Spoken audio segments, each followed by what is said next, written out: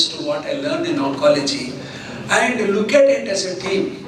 So there is no need for all these kind of therapies. So when I moved back to India and started HCG group, first thing I made sure was we don't really develop this hospice care business.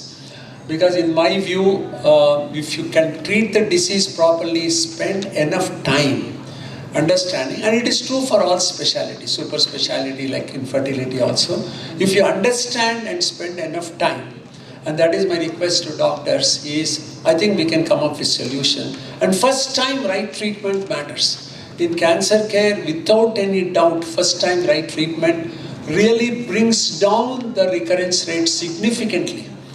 And also, you begin to realize, understand the genomics and all, before I take care of the patients, cost versus what I call as value-based medicine, which we had a case study, HCG, Harvard case study, because the constant tumor board we have and recurrence happen, even if it benefits 40% of the patients, why not?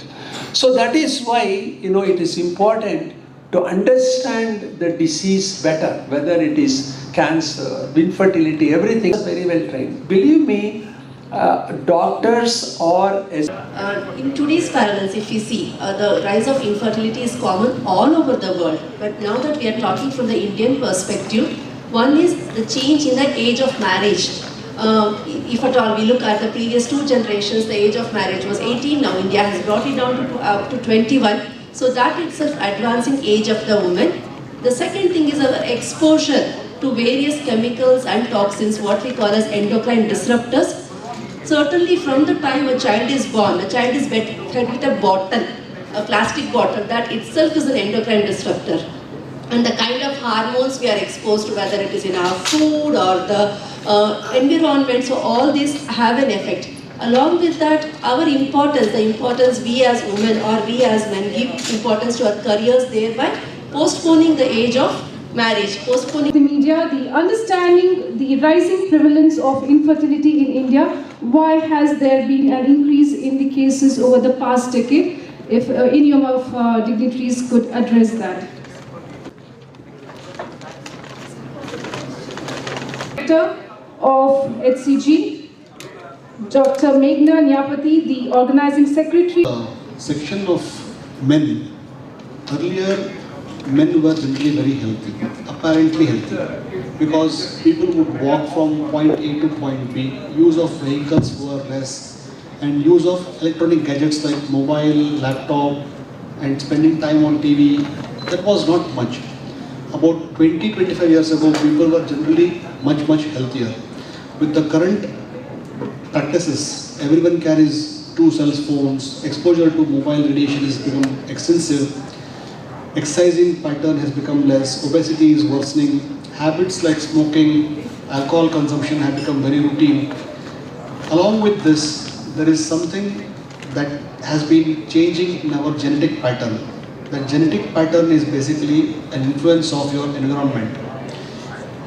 As Dr. Meghna mentioned, the endocrine disruptors, exposure to plastic, radiation, all this has brought down the general ability, and it has become altering factors for our human genes to make strong gametes, strong sperms and strong eggs. In addition to this, people have gone on to become fathers and mothers at a much later age. For that, for Dr. Praveen Joshi. Becoming like as a priority, it's becoming a priority for the couples, and they want to put their careers first before they start their family, and that puts them at an age group which is at risk for reducing the chances for pregnancy, and also it increases the pregnancy complications. So we are not only looking at achieving the pregnancy, taking the pregnancy to term is also vitally important. So complications during pregnancy period also increases when the age group of the woman increases, where she is conceiving and going through the pregnancy. So of course, as Sir said, there is never no for any kind of diseases. Similarly, even for couples who are having difficulty in conceiving, many treatment options are available, And if a couple or if a woman decides to plan her pregnancy later, social egg freezing is one important aspect which she should keep in mind. So, and now knowledge is something which is easily available because of Google, internet. This concept has to be spread and this awareness has to be made amongst women who are planning their pregnancy later. Social egg freezing should be considered as an option because as the age increases, the chance for pregnancy reduces, pregnancy complications can increase, so it is better that she plans her egg freezing at least at a younger age, and then she'll also become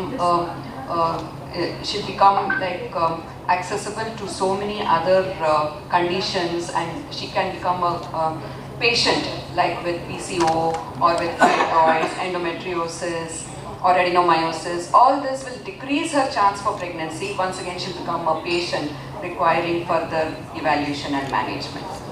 Is working.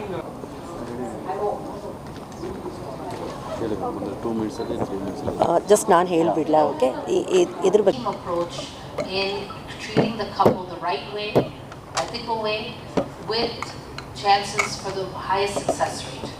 And that is what we're communicating, working with all the doctors in the community to say how can we approach, manage and treat our patients. Stimulation for women who require information which we give, because most of the times what we follow is based.